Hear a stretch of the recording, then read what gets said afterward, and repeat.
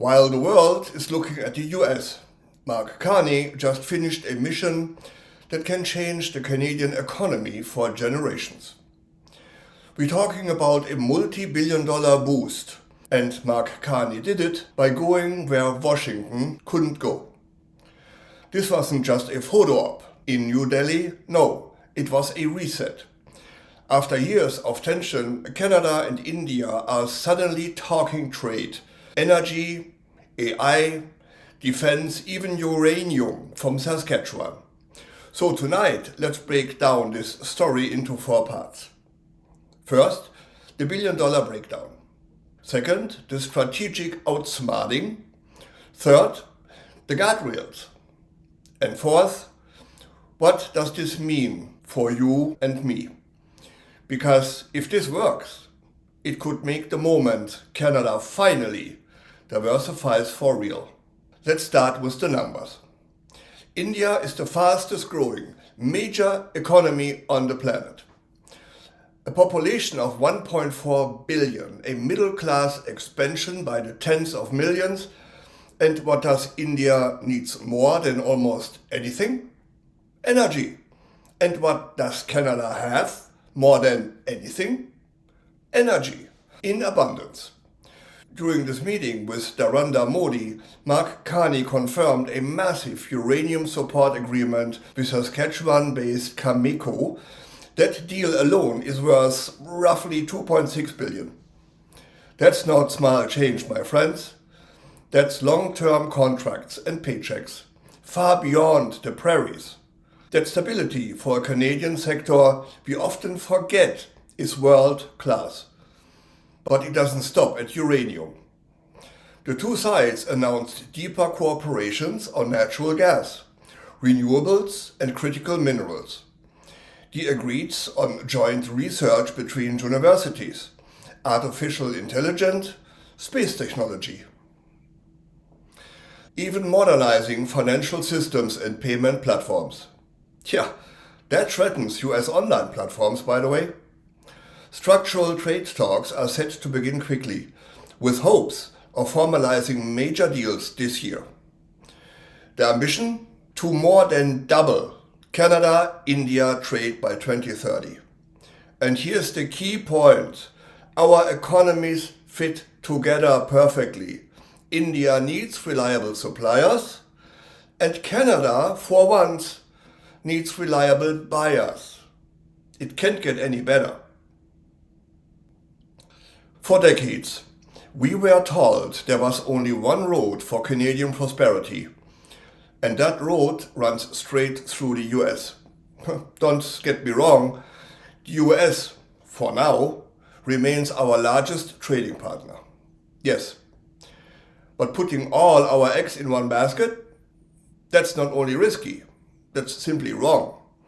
Especially in a world with ridiculous tariff threats and political mood swings. So, starting on day one of his term, Mark Carney put Canada on a different trajectory.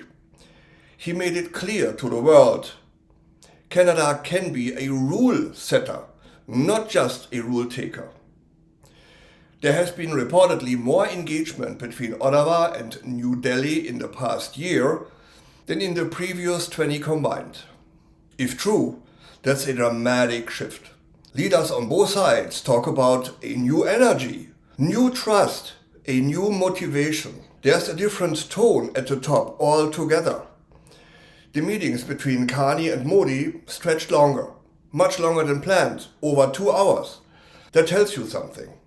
Because real deals don't happen in drive-by diplomacy. And strategically, this is smart. India wants to build nuclear power. Canada is a reliable uranium supplier. India wants AI partnerships. And Canada has top-tier AI research institutions. India is investing heavily in defense and space. Canada is ramping up defense spending and aerospace capacity. This is complementary growth.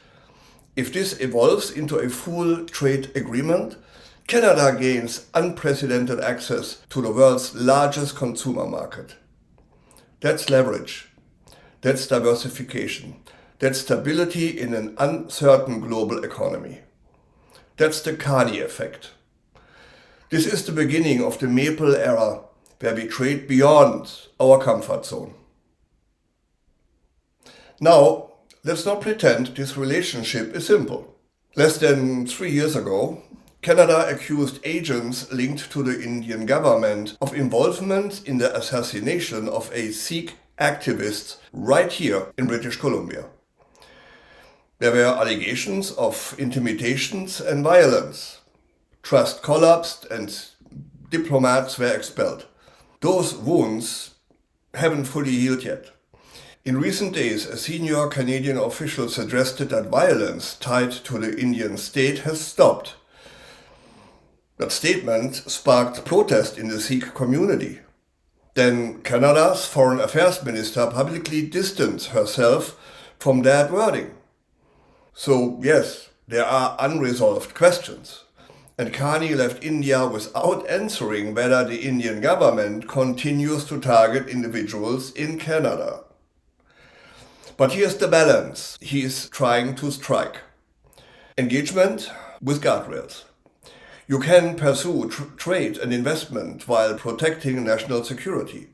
You can expand cooperations in defense and law enforcement while insisting on sovereignty. The two countries even agreed to deepen collaboration in security and public safety, ironically, the very era that strained relations before. Diplomacy isn't about pretending problems don't exist. It's about managing them while advancing our interest.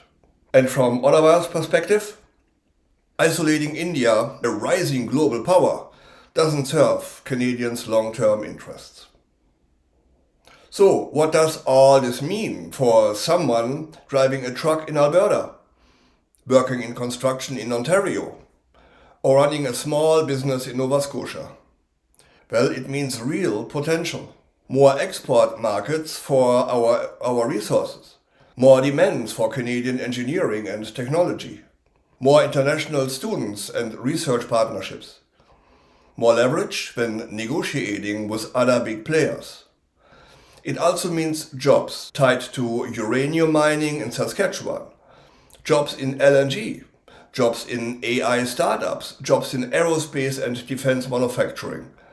And here's something else Carney emphasized. Canada isn't just 41 million consumers. Canada is a bridge to two giant trading blocs.